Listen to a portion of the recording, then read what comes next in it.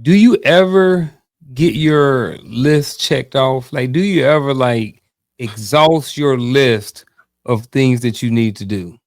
Like, if Need you was to to write out everything you need to do, do you ever get to the point to where it's nothing else on the list? need to do no. Me Um, neither. but priorities, yes. I try to I put my priorities at the top of my list. So I try to knock those things out first. Hmm. That way, if there's anything left over at the end of the day, it carries over to the next day. And I'm not missing anything. I'm not skipping a beat, whatever the case may be. A little technique I learned a long time ago. And that's why we always use the concept that there's no such thing as time management. It's only prioritization within the time that you have allotted. So to your question, I know I understand it was a long-winded response, but the answer is Mm. I never get to the bottom of my list. Man, I think we need to have a show one day on priorities. If you're in the chat, you think we should have a show on priorities, type in priorities because that's important, man. Because I think now, man, like I've been retired. I know we're gonna get into the topic, Mhm. for we got y'all part two. But let me wrap to my brother real quick, right? Because I think that, I have a lot of things that I need to do. And Yeah, it's like when I retired, or when I thought I was going to retire, I had this vision that I was going to be sitting around, working at Walmart for 3 hours a day, greeting people, shaking hands and fist bumping folks, you know what I mean? Tell them, welcome to Walmart. Let me see your receipt when you walk out the door. Like that's what I thought I was going to be doing at some point, and yeah, then coming home and doing a bunch of nothing.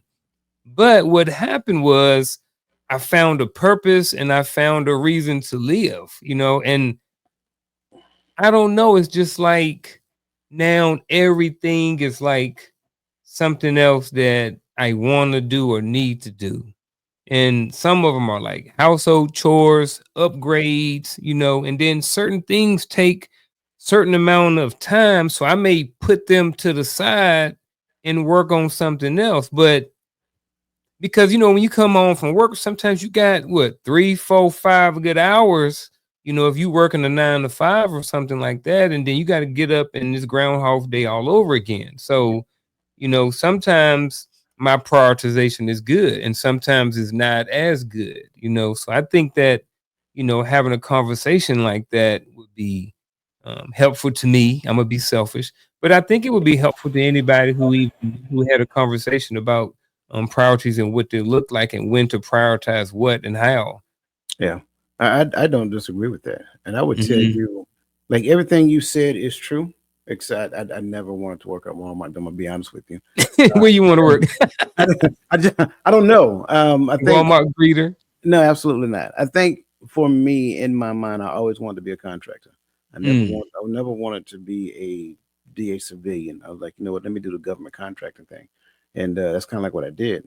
But I think at this stage in my life, like when I look at the things, like you said, I found something that gives life meaning, and Mhm. so in the space of that something that gives life meaning for me, the thing that gets in the way of me doing that thing is my job. So Yeah. that's kind of like where I am in my life right now. Mm. And I don't make no mistake about it. Like I enjoy what I do. I like teaching. I like interacting with the students, things of that nature. Same. Yep. But while I'm doing that, I can't be doing this, and that's the Mhm. issue for me. So yeah, I'm with you. I'm with you. Yeah. I'm there, man. But see, I do. So I know that I have a light at the end of the tunnel, which means I know that I have a checkout date. I know when I'm stopping working. Like, have you found that yet? I have. Yeah. I Yeah. have. It's I have a it's almost cutoff. like being in the military again. I have a cutoff line, but I've Yeah. also given myself permission to exit before that cutoff line as well. I haven't done that.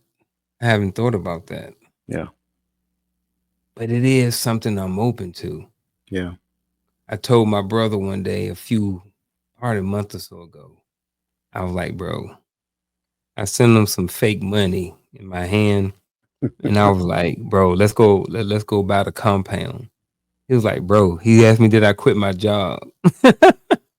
I think I think he thinks that it's only a matter of time before I'm gonna stop working, you know. And I think But you know, I haven't given myself permission to exit early though. Hmm. I haven't had that conversation with myself. Yeah. And if you want, we can dissect that one as well, because Mhm. that's it's one thing to say, okay, I'm no longer working past this age. That's one thing, Mhm. right? And if I'm not mistaken, I think they've increased the age of retirement, which I think is hilarious, but that's a whole nother conversation. Mm. Um, Yep. but it's one thing to say I'm done working by this age, but it's another thing to say this is my criteria to stop working. When Yes. you get to the point of creating that criteria and in your mind you achieve that criteria, why am I waiting to that age now? It's just a formality at that point.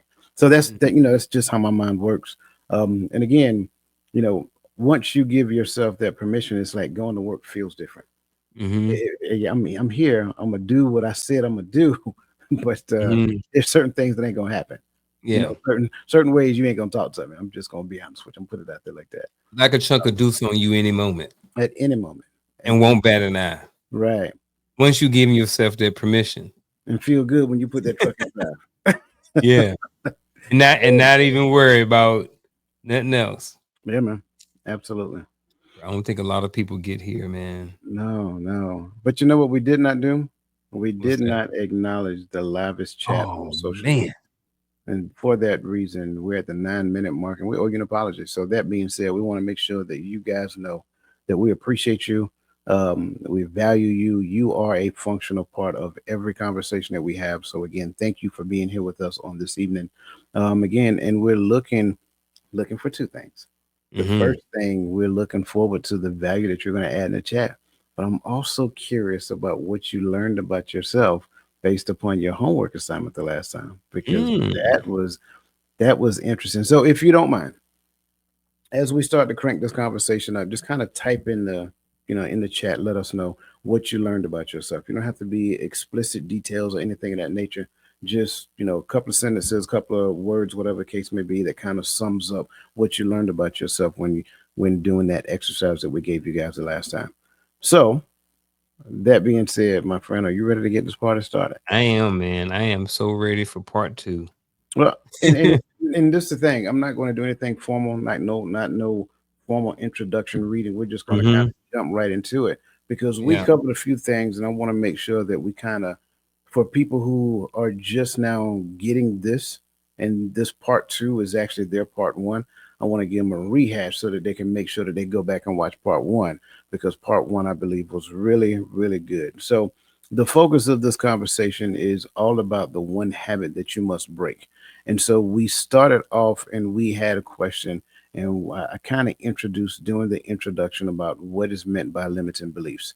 And then we kind of dissect that a little bit. And then we entertain a question up under that. And then the next topic of discussion was all about the habit loop. And I think this is where a lot of understanding took place, not just for us collectively, but for everybody who was listening in the digisphere. And understanding that a habit loop includes three parts: the cue, the routine response, and the reward.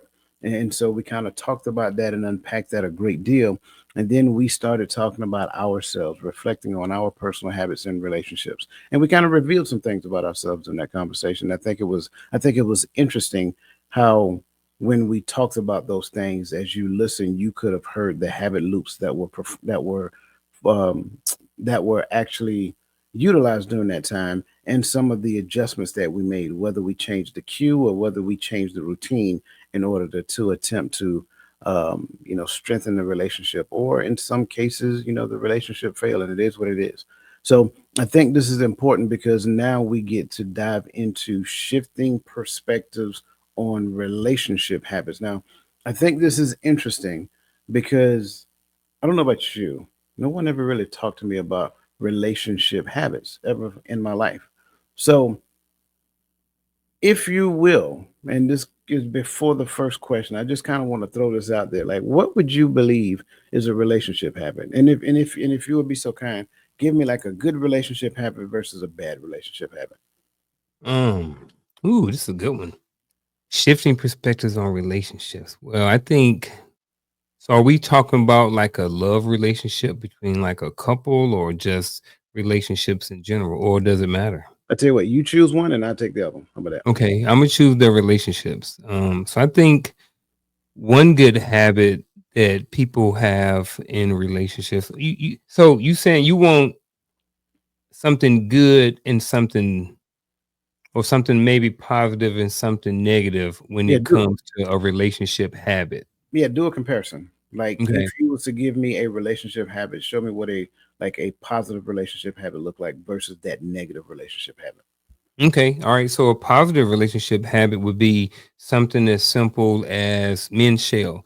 Um, Leaving work, when y'all leave each other, when someone leaves the house, to give each other a kiss and a hug, or tell them that you love them, right? Because the reality of it is, um, tomorrow's never promised. You never know if that's going to be the last time you see that person. So Yeah, the last conversation or the last interaction that you would have with that person, if something was to happen to that person when they left the house, would be that of a positive one. It would be the last time I spoke to X, I told them I loved them. I gave them a hug and I gave them a kiss, right? yeah, So I think that could be a good relationship habit for some people. It may not be what some people want to do, but I think for couples, I think that would be something good. yeah, Um, I think a negative relationship habit is, and I know people who do it, is not talking for a lot of time, for a long period of time. And I understand that it takes a certain amount of time if something is going on in the relationship, or there may have been something that caused a person to want to disconnect. I understand the disconnect. However, I don't think that, not speaking to somebody and having that be a habit and that being okay in the relationship is a positive thing. I yeah, think that if you're in a relationship and the two people are working together, then the goal is to work together, yeah, and to, and especially if you've, in a husband and a wife, and you've made these vows that, for better or for worse, to death do us part, all these different things like that.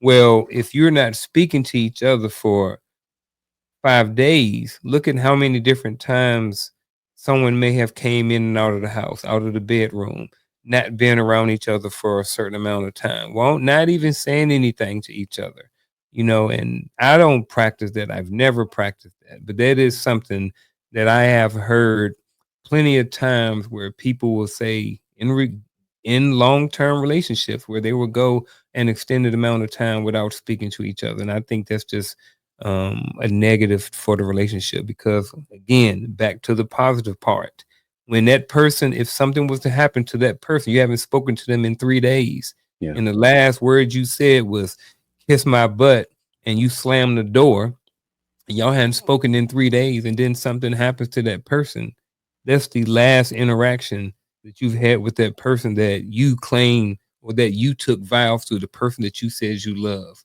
yeah. So um those are some of the negative things, that negative habits that I have seen in people's relationships. That's good. That's good. I think as people are listening to you, I think you did an excellent job in identifying the habits that are healthy for the relationship. It's almost like getting in a car together. The Mhm. vehicle is the thing that's going to take both of you to the destination. But Mhm. if I get mad at you and I don't get in the car and I jump on my bicycle and forget you, I'm riding off into the sunset, right? And Yeah. well, it's all about me. Mhm. I'm doing what makes me feel good. I'm doing what I want to do, good, bad, or indifferent, angry, upset, whatever that looks like. But I'm just pedaling. I'm the only person who's moving forward. I left you in the car or whatever the case may be. Now you can jump in the car and drive and pass me on the road, but the idea behind this is that if we have the right behavioral posture, then it is for the vehicle that takes both of us to the destination, as opposed to having the behavioral posture that only takes one person to a particular destination. And Mhm. I think you did a phenomenal job in describing that. I will go to the work side because I think Okay. this is important, and I think a lot of people need to understand this. Leaders in particular, a great relationship habit in the workplace is being able to disseminate information to your employees so they have a well-rounded understanding of not only what they're doing, why they're doing it, who it facilitates, and how it leads to the overarching mission of the company. When you have that level of conversation with your employees, now they not only understand what they're doing, but there's worth behind what they're doing. They're understanding that other people are dependent upon them to do their portion of their work. And once they're done, they pass it off to somebody else. And now that kind of gets that person going on what they're working on. But the other side of that is you have some leaders who believe that knowledge is power, and he who holds it wields it. So they do not disseminate information. They just tell you to do a job, and they don't necessarily give you the why. They don't necessarily give you the connectivity behind it. They don't see. They don't necessarily paint the picture to how what you're doing connects to the bigger picture. And if you don't have an idea of what you're doing and why it connects to the bigger picture, then it's just like you're doing busy work, and it just becomes mundane. It becomes boring. It's like no life in the thing.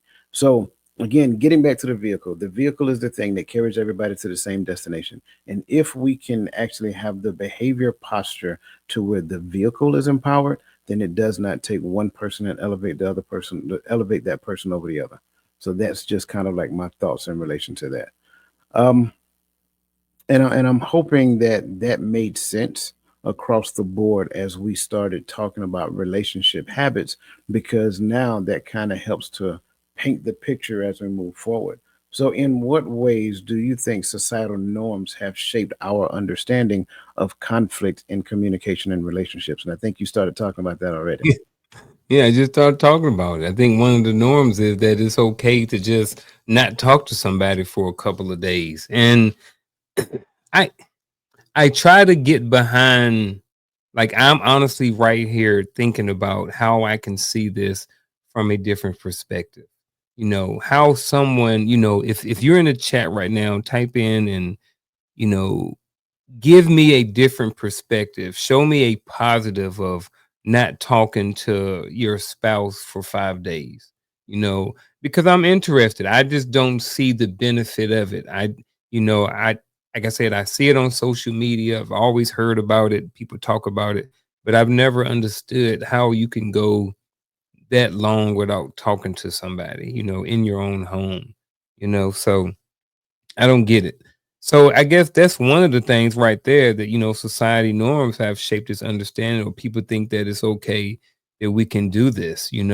When it comes to conflict, and they say, "Oh well, I'm upset. We about to argue, so I just need to get away so I can calm down and blah blah." I get all of that, but at some point, when are you going to be able to not get upset about the same thing, or keep being triggered? We talked about that. Keep being triggered by the same thing. It's like at some point, you got to ask yourself, why am I constantly being triggered by something? Why am I constantly wanting to run every time we have a conflict? You know what I mean? So, like we always say over here, the most important person in a relationship is the relationship, and then just, with the communication too, because when you walk away, you are communicating with your body language, with your presence, with your absence of your presence. You are somewhere else. You are communicating distance. You are communicating separation when you say or think that it's okay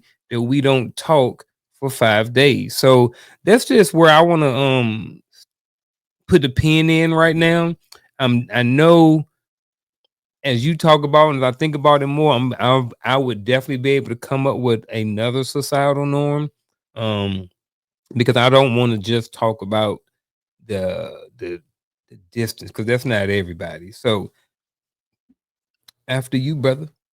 I'm gonna start this off by saying, die line, die line, die line. I spit Night hot fire. hot fire. Listen, in the midst of conflict, why is it okay for you to speak to the other person as though that person is the enemy? That's the thing I never could grasp. I can't under. I never could understand that.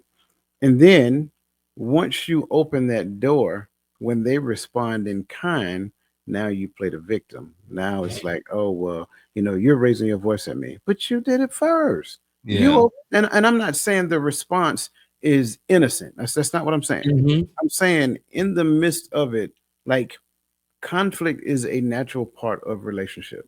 That's what everybody needs to understand. And Mhm. maybe Maybe in our early years, no one ever shared that with us. Okay, fine, fair enough. Here we are. But even in the midst of conflict, because you got friends, you know what I'm saying? You and your friends have Mhm. had some little, spats, Mhm. skirmishes, if you will, right? Well, the same thing is going to apply over here. And I got it. It may not necessarily, excuse me, it may not necessarily fit your idea of what relationship was supposed to be. Work at it. Yep. Put, man, put forth some time, energy, and effort, and consider your posture in the midst of the conflict, in the midst of our communication efforts. That person is not your enemy. That's where I will start at. Stop behaving like that person is your enemy. Stop acting like if you don't find a way, if you don't find a way to win, there we go. Stop acting like this is something that one person has to win. It's not.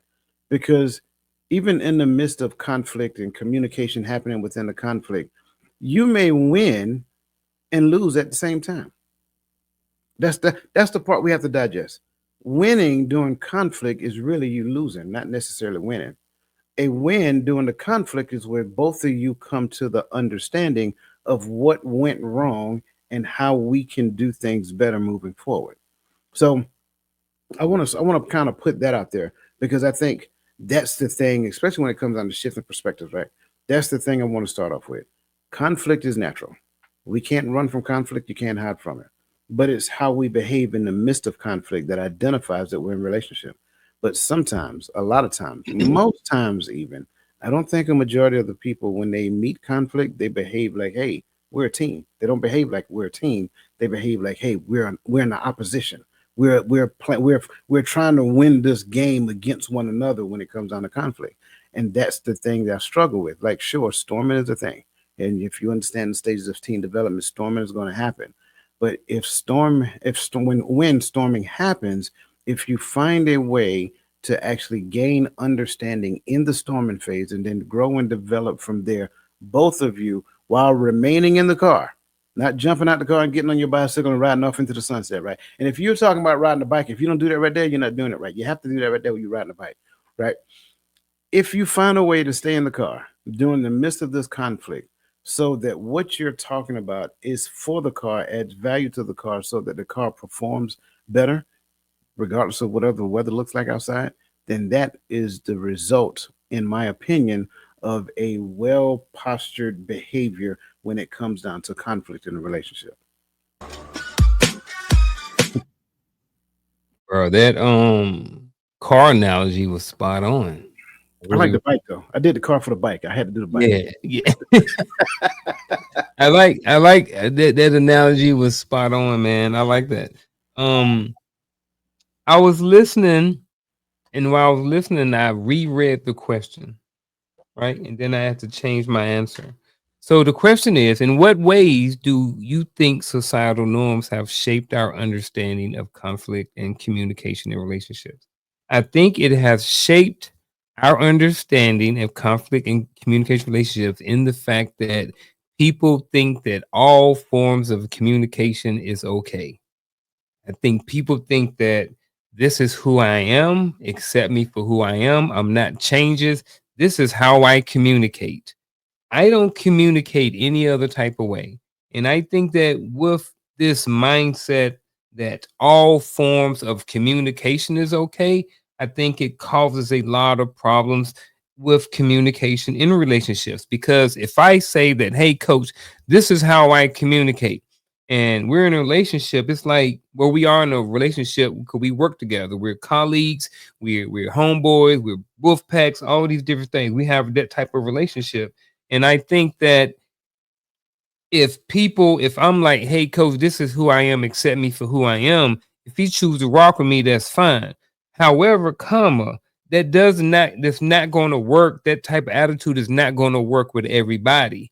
And like you was mentioning, when it comes to coworkers and colleagues and bosses and subordinates and different things like that, you have to be open to different forms of communication. When you are saying that, hey, this is who I am and this is just how I talk, And this is because I'm from New York, this is how we talk to people. Because I'm from Indiana, this is how we talk to people. Because I'm from Georgia, this is how we talk to people. You know, it's like, no, I get that. I understand that. However, comma, we have to be able to communicate with different types of people. So for you to have this idea that you're the only right way to communicate is absurd. And so I think that when it comes down to in what ways, I think um in what ways do you think societal norms have shaped our understanding of conflict and communication relationships? Again, like I say, I think that it's a shape. I think people think that it's okay to communicate any type of way and that it should be accepted by anybody and everybody that they communicate with. So where does it come from though? Like we're saying it comes Ooh. from the same. We're saying the same thing. Society has created, it, but where does it come Yeah. from? Like we can say society as an overarching umbrella, Mhm. but we had So to have learned. who is society? Yeah, we had to have learned Okay. from someplace. Society is coach. Society is Unk. Society is every other show you watch on YouTube. Society is what you see on social media, Hmm. what you have been taught, what you have observed with your own eyes, what Hmm. you learn from the pastor. You know what I'm saying? All these different places where you've seen and heard people move when it comes to conflict and communication and relationships. Yeah, That's where all these societal norms come from. agreed. And here's the best part about it, because what you just described was a person's ecosystem, right? Mhm. But here's the best part about it. Even within the, because I can't say, well, that's just where I'm from. Like you said, I'm from New York, I'm from Georgia, Mhm. I'm from VA, whatever. Yeah. Like that's the thing, sure. But in every situation that I find myself in, there are several options that I can choose. So Mhm. why is it that I choose the worst available option when I see how these people interact with one another? Like one of the Mhm. things that I know, and I think I heard you say this as well. One of the things that I adopted in the army is that, I can learn from every leader. I Yep. look at this person, I look at how they talk to their soldiers. I look at this person, I look at how professional they show up, how they're on time, they got something to write with, and they're paying close attention to who's speaking. I look at this person and I realize what not to do because that's the thing as well. And I think within the space of that, it's I'm I'm I'm agreeing that society has shaped our Mhm. understanding. But I also think that we played a huge part in allowing society to shape our understanding as well. Because Mhm. not being shaped by the wrong version of society was available, but a lot of times we chose that. And I think for whatever Mm. reason we chose that because we felt that it made us strong, it made us feel powerful, it made us feel like I'm in control or whatever that looks like. And I think that alone, just the notion of strong, and you guys, if you guys know me, I am an advocate of putting strong in front of anything that describes a person. Because at the end of the day, I don't have to be a strong black man. Why? I don't necessarily need the word strong, right? The man part is good enough for me.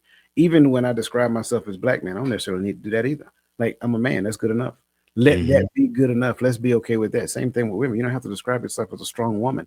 A woman Mhm. is good enough. That implies strength. Man implies strength. So I don't necessarily have to shape your perspective of who I am as a man, right? Just look at my behavior, look at my character, look at the things that I do for people, so forth and so on. When you see those things, then those are the things that we should be using to shape understanding, especially as Gen X. Gen X right now, we should be in the shaping business, not in the I told you not to do this business. You shouldn't be doing that business, so forth and so on. No. How about we go forth and allow our behavior in relationship to be that thing that other people look at and say, man, I like the way Unc move over there. I like the way Coach talking to these people right now. Like they're talking real good. They do. They're showing us some things because that's really, in my opinion, the thing that really should have shaped communication and relationships. And I think we all can agree, good, bad, or indifference. We've all seen examples of bad relationship giving those examples that you just gave, whether it was the pastor, whether it was, the football coach at high school, or whether it was one of the teachers, or whether it was my drill sergeant when I was in basic training, like all of those things factor into the psyche of a person. And the bits and pieces of every last one of those kind of help shape and mold you into that. And I think it has changed over time. If you look at what societal norms are now versus where they were in the 20s or in the 40s, they're a little bit different. I was listening to a podcast and they were talking about hats and how hats kind of went away. They was talking about pull up a Yankees baseball game from the 20s or something, and every adult male had on a hat. You know what I'm saying? And now you don't see men with hat. And if you do see them with any type of elegant hat, it's usually, they're going somewhere or they're dressing up. It's not the norm. You know what I mean? So societal norms and stuff have changed throughout the year. Whereas, even not so long ago, I know we got a lot of women in here, but you know, 20 years ago, well, 30 years ago, you didn't see women wearing, wigs. The only women is we saw wearing wigs was old ladies at church. And you know what I mean? But I'm just saying, the old ladies, they always had them wigs on.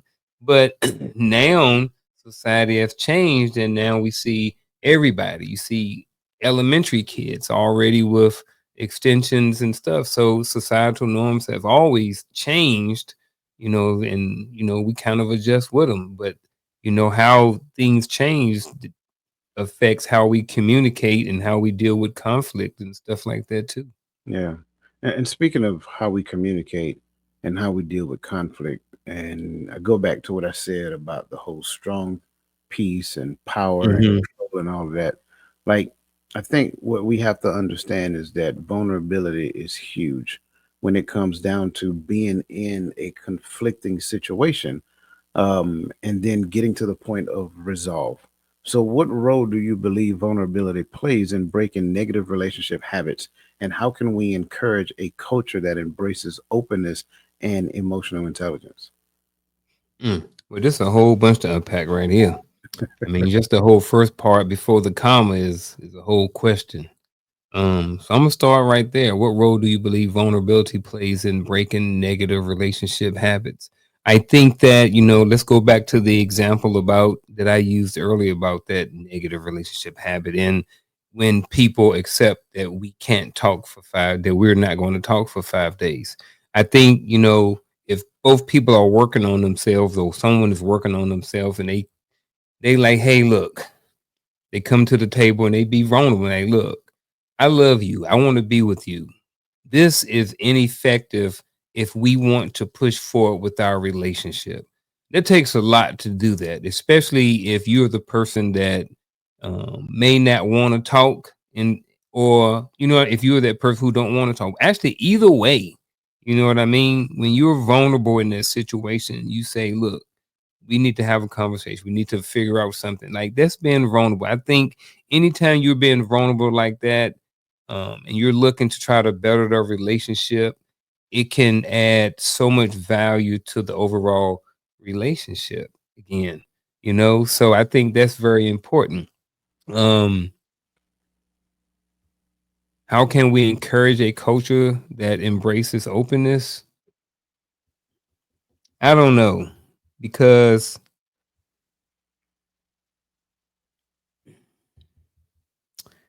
I don't know because I don't know if necessarily embracing openness is is the right thing to do. I can see it from different perspectives. I understand being open and embracing openness. I'm with Coach. Me and Coach are cool. We hang, but I don't tell Coach everything. I can't embrace him I can't embrace him and give him all the openness about everything. You know what Right. I'm saying? There's certain things that he's not privy to. You know what I mean? That the shell may be okay with. She may get, you know. But actually, let me back up because I think I should go back and stick to the topic that I was talking about, and I'm gonna go back to that part. So, in a Mm. relationship, the part about couples not spending time together. All right, so I'm gonna go back to that. How can we encourage a culture of open embracing? I think that when you have that conversation and you're talking to somebody, hey babe, look, we need to figure something out. I think that and you talk to that person, you let them know, hey, look, I'm not perfect, you're not perfect, but we need to talk about this stuff. So that's where the emotional intelligence comes in, and then embracing the openness, saying, babe, look, I don't have everything, but I am willing to work on it. I am willing to work on and see what I need to do in order to stop being the type of person that is okay with being able to not talk to you for 5 days. What is in me that's saying that it's okay to not talk to my wife for 5 days? What is in me that says that it's okay for me to not talk to my husband for 5 days? And embrace that openness and talk about it. Why having that emotional? Because it takes emotional intelligence to be able to have this conversation because it's a hard conversation. Whenever you have a conversation about change, especially when it involves both people who may need to change, sometimes it sometimes it might be the other person, but we ain't talking about that. But but yeah, man, that's what I'm gonna go with right there. I think is if I sum it up real quick, back to that example, you're having a conversation. Well, have the conversation about not being together, being apart for a long time. Embrace it. Be willing to talk, share, have the conversation, grow together, grow on your own, and all of the things. And then read some more information on it. Watch some YouTube videos. You know what I'm Absolutely. saying? Whole bunch Couple of more stuff. episodes of Coach's Corner. That's what you need. Couple more episodes or Empowering Perspective Podcast, Hearts Men Podcast, every Friday evening, folks, at 8 p.m. I love it. I love it. I'm with you on this one. I think first and foremost, we need to understand that vulnerability is the gateway to recognizing that I may have been wrong. The way I've been handling this might have been wrong. I think the opposite of that is where we become stubborn, abrasive, resistant to change. So, being vulnerable to hear someone tell me about me is a necessity. It is important for me to not just have a perspective, but don't be so tight held on that perspective to where I can't hear and process what you're actually saying. And like you just said, maybe I am the one that's wrong. Maybe I'm the one that's, you know, I didn't get the entirety of the information. I just kind of like, as flew off the handle. Um, I'm with you. The second part is the tougher part, right? Because we were raised in a culture, in an environment to where openness was not a thing. Emotional intelligence, what is that? So it's like we are the students, and I'll say it that way. We are the students, and some of us are a little further along than others. We are the students in the space of emotional intelligence, not necessarily saying that the younger generations are the teacher. But I will say, for the most part, when you look at population wise, I think the younger culture, the younger generation, I think they have a better handle on being open and being emotionally intelligent because they grew up in that, with that being the thing. I'm not necessarily saying that they've seen it, but they grew up hearing about it at a very young age. A lot of us probably didn't hear about it until we got into our late 30s, maybe early 30s at best.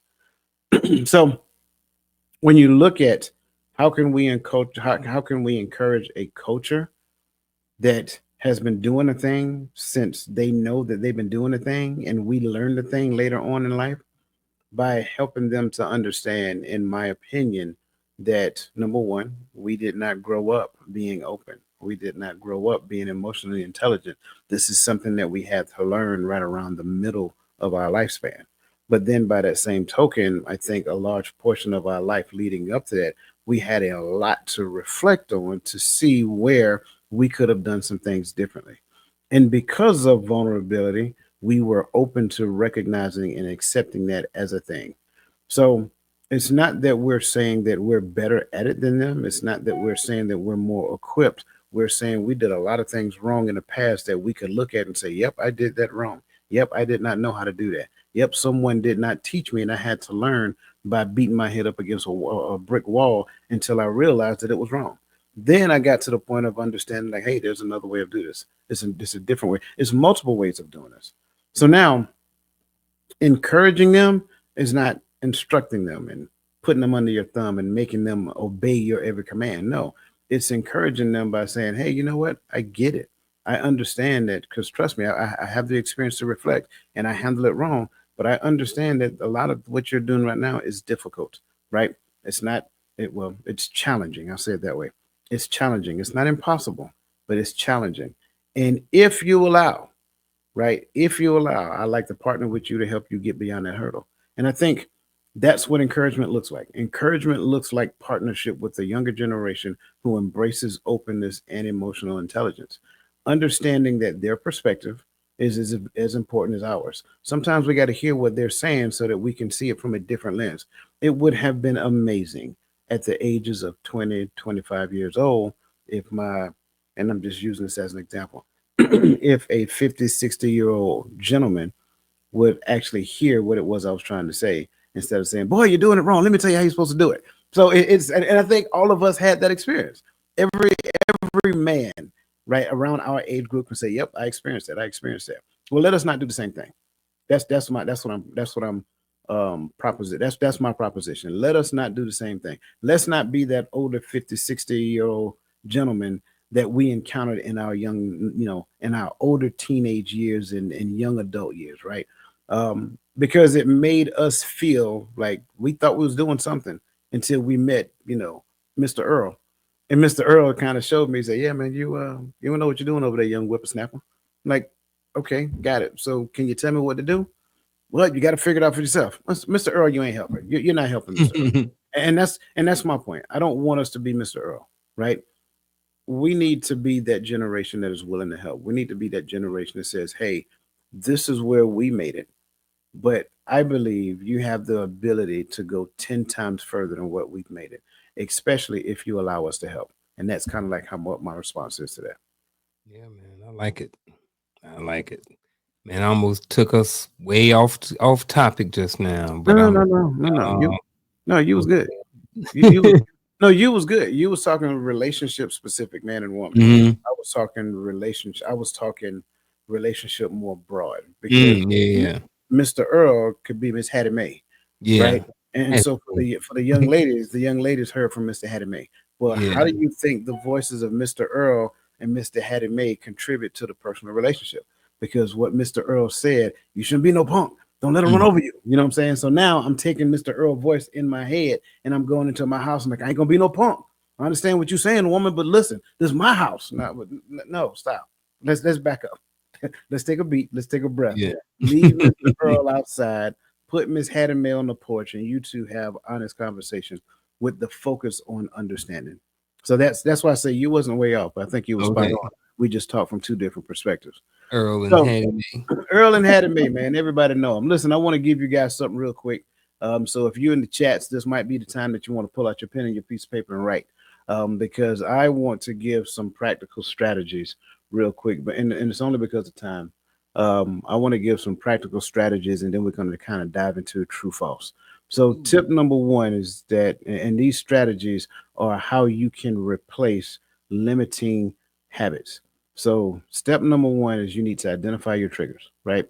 It is important to understand what your triggers are, right? Like we talked about previously, they're your triggers, they're not anybody else's responsibility. Number two, choose a substitute behavior. Now, in choosing a substitute behavior, you want to choose a substitute behavior that's on a higher plane, not necessarily one that is like parallel to the behavior that you have. So don't go from being quiet to just saying one word. That's not helping, right? You want to Yeah. you want to choose a substitute behavior that elevates the relationship. Number three, make it easy to implement change. One of the things that I remember, I think it was probably Roland when we was talking about when we was in the army. One of the things I Mhm. said about him is that he was easy to connect with. He was open. He was down to earth. He was user friendly. That's what we got to do in the space of relationship as well. We got to get to the point to where we're open. We are down to earth. We are user friendly, right? It's just like going to your computer and clicking a button. You click the button, you expect something to happen. Well, the same thing should happen when I'm communicating. If I say something, I have an expectation for you to respond. That's what we call communication. How effective it is actually shown and displayed in the midst of that conversation. Okay. Number four, track your progress. I have a saying when it comes down to this one: you must inspect what you expect. I can't tell Garfield what my expectations are of him. The only expectations I can have is on me. So when I'm tracking progress, I am tracking my behavioral progress. And if I want to really be impactful, I track my behavior progress and identify how it's impacting the relationship. So now that's getting back to the homework we guys gave you last episode, right? when you do the cue, routine, and reward game, now you're getting feedback from your partner on what that looks like. Number five, seek support. I'm an advocate of this. If everybody just doesn't have the tools, and I get it, and it doesn't mean that they're incapable. It's just that it just means that I've tried it, but it's not working. I don't know how to do it. Like I've talked to the people in my family, and they've never heard some of the things you talked about, right? So when we start talking about this thing, seek support. I give you a great resource for support right here, right? Get that dude right there a call, or get this dude right here a call. We are willing vessels, and we are here to help. So allow us to be one of those support channels that you actually have. I promise you, it will work for your good because all work. And last but not least, be patient and compassionate with yourself. Rome wasn't built in a day, right? In order to get these habits down to the science, in order to get to the point to where your habits start to turn over, it's going to take some time, and you're going to have to be patient with it. I got it. We live in a microwave society. We believe add water will grow. Got it? But it's a lot more that goes to the growth process than just adding water. So those are the 6 steps in changing a limiting habit. And again, I'm gonna give them to you real quick just to make sure you got them. Number one, identify triggers. Number two, choose a substitute behavior. Number three, make it easy to implement changes. Number four, track your progress. Number five, seek support. And last but not least, number six, be patient and compassionate with yourself. So, that being said, and I didn't mean to exclude you, bro, but I looked at the time and we're rocking and rolling. Um, No, I was like, dang. yeah, man. I That think takes we was on 30 minutes. We still was on question one. still on question one. Absolutely, absolutely. So that takes us to true false, man. And again, as we ask these true false questions, put your answers in the chat. That way that we can see where you're at. Again, don't worry about getting it right or wrong. Just answer it to the best of your ability. Okay.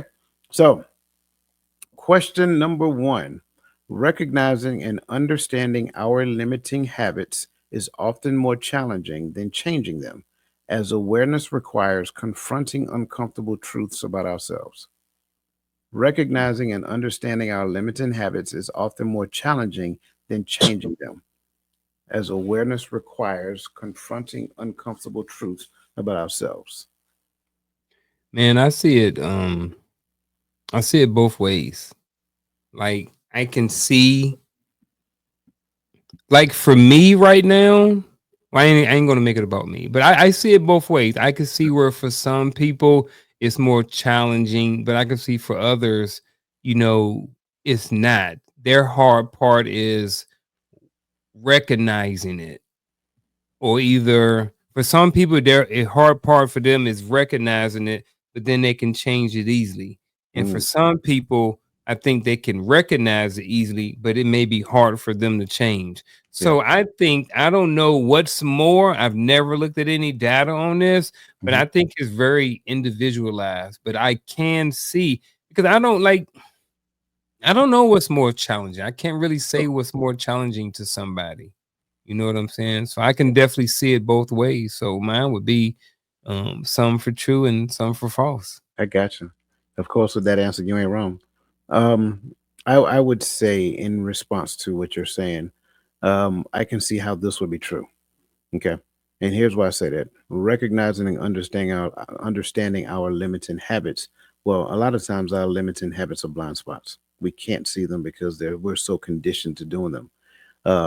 And so, because we're so conditioned in doing them, a lot of times when people try to give us feedback, it's like we don't believe what they're saying as a true thing. So sometimes we'll reject that information because we don't believe that we do the thing. We just believe that that's what they receive when they see us do it. So it's like I can see how this can be true. I definitely understand your perspective about false, Mm-hmm. because there are some people who are more open to feedback, and again, a lot Mm-hmm. of that has to do with their upbringing and things of that nature. If you're open to feedback, then this would be false for that person. But if your habits are a blind spot, then I can see how this is true. Mm-hmm. You got that look, y'all. I do. I do. I got that look. Here it comes. Um, I don't know. Cause like what you said, but once it's recognized, so you Mhm. said recognizing and understanding our limiting habit. I can see that being a huge challenge, right? Yeah. So now that I've recognized it, right? I have recognized that I have this limited habit. How many people do we know right now who have recognized their limiting habit but still haven't changed? Some of us, So me and you, it's a lot. yes. So Because that's why I'm saying it's like but, I think at our but age, a lot of people have recognized they just saying they can't change because they've but been here's doing the it so long. but here's the key. We're Mhm. also in a space to where we are conditioned to identify it. That's the difference. So we Mm. can easily see that, we're having a conversation, and a lot of times it's funny. It's hilarious, to be honest with you, because a lot Mhm. of times we're just having it in just regular conversation, and it kind of reminds me of a story in the Bible. But anyway, it's like you're having a conversation with a person, and the person you're having a conversation that the thing that you're talking about is directly related to that person, Yeah, and and they don't see it. they don't even know it. They'll Yeah. participate in the conversation and don't Yeah. even realize that Yeah. it's you. Now, I don't make it a habit to do that. Just being transparent, right? I try to avoid conversations that are directly about an individual unless it is something I really need to understand. But if it is, I guarantee you, eventually I'm going to tell you, say, hey, remember we was just talking about that? Well, you just did it again. You just did it again. Like we were having a conversation and you took this entire conversation and made it about you, but we're not Mhm. talking about you right now. I'm just sharing something with you in relation to something that I was dealing with today. And then you took it and said, well, I don't do that. Well, I'm not talking about you. So you'll see that happens a lot of times. But again, remember, we're conditioned to see that. I got the look again. All right. So this time my look is coming with an example. So I sorry folks, but you know what I mean? I think somebody else might get something out of this too, right? So now, and to your point, I've talked to narcissists before about narcissism and gave examples, and they don't even recognize I'm talking about them like to their face. And I've done it before, like being kind of petty. But it's funny. Maybe it ain't funny, but it was funny to me when I did it a couple times. Um, but like, okay, so let's take a narcissist, right? Hmm. Let's take a 40-year-old narcissist, right? Sure. That's probably some sort of limiting habit, right? Even though actually, I'm not going to say narcissist. I'm saying someone who displays themselves with narcissistic behavior, Sure. right? Because I can't necessarily diagnose somebody as a narcissist. So again, someone who displays narcissistic behavior, they're 40 years old. This is a limiting habit. Now, for 40 years, they've never recognized it, right? Hmm. So that is very challenging for them to recognize because they can't see it. So for 40 years, they hadn't been able to recognize this. Now, hey, brother, you're a narcissist. He's like, you know what? I read the Wikipedia and I went on Chat GTP and I figured out now I am a narcissist. Hmm. But now they've been a narcissist for 40 years. So you think that it's easier for them to change that behavior as a narcissist once they recognize it versus the first part versus them recognizing. I don't know. I don't know. I lost it. So that's not fair, Batman. I'm just gonna say that.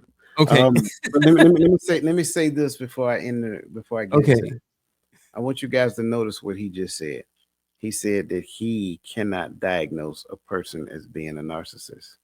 I want everybody to process that and let that sink in because too many times on social media, I've heard unqualified people diagnosing a person with a thing saying because, oh, well, it didn't go work out their way. So just wanted to say that, whatever. Okay. Now, to your point, the reason why I say no fair because they can't Hmm. see it. Hmm. They can't see it. A narcissist can't see their own behavior Hmm. because in their mind they really do believe that everybody else is not on their level. Like when you go and look up the 6 traits that they carry, like they believe they should be lifted up. They believe that, you know, they have the expectation for everything. Like they really do believe that. So when you start saying like, hey, do you know that? No, I don't do that. I Hmm. I hear what you're saying, but that's not me. So that's the only reason why I say that's not fair because they I can't get see you. it. They Got just you. can't see it. So that's I got you. my response to that. But that's a Makes great sense. question. Yeah, That is and then I did think about that as I was speaking, and I think that maybe would have shifted me from calling him a narcissist to displaying narcissistic behavior mhm, because you know what I mean? yeah, Because if like you said, if somebody was a narcissist, then that's something that's out of their control. yeah, they just can't see it. Yeah, But great question, man. I'm glad you asked that. All right, yeah. question number two. The process of breaking a limiting habit in relationships is solely an individual effort and does not require input or support from partners or friends. I think he already got his answer, y'all. It is an individual effort. True. He said his answer is true. Yeah, I'm saying my Okay. answer is true. All right. Very well. I would have to. The only thing that make me say false is the Uh, rest that goes on after it. yeah, An individual effort that and does not require yeah. input. And so Hmm. feedback, support, throwing these websites back up here again. So yeah, that's the thing. And the only reason that this is false is because you can't see everything there to see about you. So Hmm. some things require you to accept feedback from others. Hmm. So that one is definitely false. Self compassion during the journey of changing limiting habits can lead to greater resilience and a higher likelihood of long term success. True or Oh false? man, it's gonna get a big old true out of me all day Yes, sir. long. Absolutely. That one is a true I one. like that one. Yeah, absolutely. Okay. Next one. Once a new, healthier habit is established, it is important to maintain ongoing reflection and adjustment to ensure it continues to serve the relationship positively. True or false? Um, I'm gonna say pause. I mean pause. I'm gonna say true. Okay, I was wondering. Pause. Yeah, pause. What is that? Yeah, true.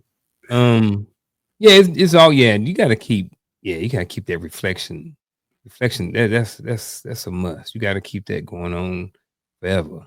Absolutely. I kind of gave you a hint in the first question Hmm. because the first question I mentioned as awareness requires confronting uncomfortable truths about self.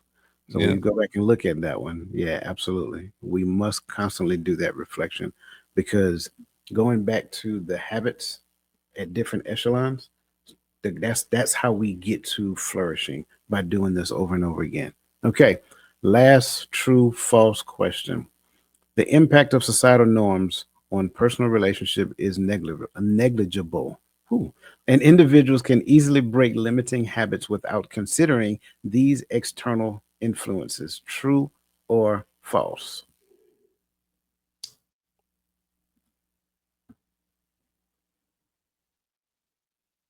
I'm gonna say false.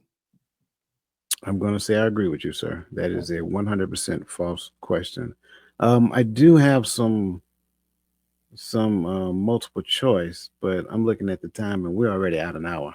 Dang. Um, yeah, yeah. So I don't want to keep pressing. They, Hmm. they they they were good multiple choice though. Maybe we can bring them back around at a later point in time. Hmm. Um, Consistency coach. Yep. Say something to the people before we call it a night. Man, here's what I'm saying to the people. First of all, thank y'all for joining us. This two-part conversation. And if you are watching this for the first time, you missed part one, then please go back and watch it. It was a great show, and it was supposed to be one show, and it was so great that we had to act- we that we had to make it two shows. So again, appreciate you. Go back and watch the videos and stuff. But if I want to say one thing about this topic, is one habit that you must break is that I mentioned it last show, and I'll mention it again this show. We are not here to tell you what this one habit is, because there are a bunch of different habits, and what may be the one habit that you need to break right now, it may be a different habit 3 months from now, or 6 months from now, or a year from now. So, um, as you do self reflection and you look at yourself, look on and see what habits that you have that work for you and what habits that you have working against you. And continue to strive to just be a better person, because I think that overall this is the best way to do it. If we continue to work on ourselves as an individual, then the world can be a better place, but it starts with the person in the mirror. So like Michael Jackson said, or I'm gonna add to, I'm rocking with the man in the mirror. Add Well my little said, twist sir. on it. Well said, sir. I love it. I love it. If I can add to what he said so excellently just now, I think it's important. Like I know sometimes change is difficult. I get Mm, that. It's easy to stay in our comfort zone. It's comfortable in my comfort zone. I like it here. It doesn't make me feel anxious or anything of that nature. But your future self, go back and look at his journey to his marathon. He gave a very amazing um, response to a question, and he talked about his future self and his past self, and how he developed a great relationship because he ended up running without his headphones. Um, mhm, your future self is crying out to you and asking you, really pleading to you, get off the couch, do something. Like they're telling you the truth, like do that. Like if you can do something different than what you're doing now in the direction of what is more positive, and that can yield a more positive outcome in your life and in the life of others. Those are the relationships that we're talking about, right? I think you will be happy for the struggle that you're going to go through. And then it's going to come a point in time you're going to look back and say, man, I remember when. Man, do you remember when we used to? Yep, I remember all that. Yep. But now life is so much better on this side. We ain't finished. We just recognize that change is available. Not only is change is available, but change is also a goal now. Like when you get to a new destination from where you are right now, you'll look forward to the next destination. And so, that being said, I want to leave everybody with this phrase that I learned from a mentor of mine, Paul Martinelli, years ago. You are where you are so that you can learn, that you can grow. And if you just take that and process that, I think that'll make a whole lot of sense. So, with that being said, on behalf of the Consistency Coach, we just want to tell you guys that we appreciate you, we value you. Again, look at these two episodes again. Put them on repeat. Just let them play in your psyche. Don't listen. Don't listen to the radio. Don't listen to that stuff on the radio. Listen to something that's going to empower you and uplift you. So, listen. You guys have a great rest of your evening, and let the best version of yourself be a blessing to somebody else.